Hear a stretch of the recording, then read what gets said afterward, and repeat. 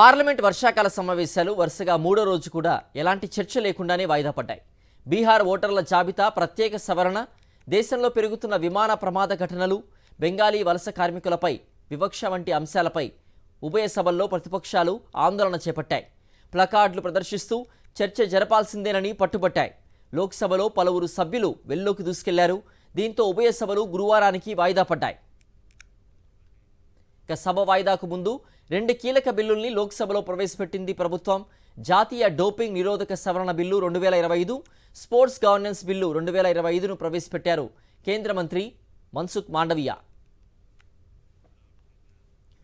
Parliament వర్షాకాల సమావేశాల్లో operation Sindoor దుమారం కొనసాగుతున్న వేళ కేంద్రం కీలక నిర్ణయం తీసుకుంది.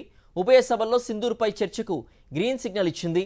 ఈ నెల 29న రాజ్యసభలో ఆపరేషన్ సింధూర్పై చర్చ జరగనుంది. ఇందుకోసం 16 గంటలు సమయం కేటాయిస్తూ బిజినెస్ అడ్వైజరీ కమిటీలో నిర్ణయం తీసుకున్నారు.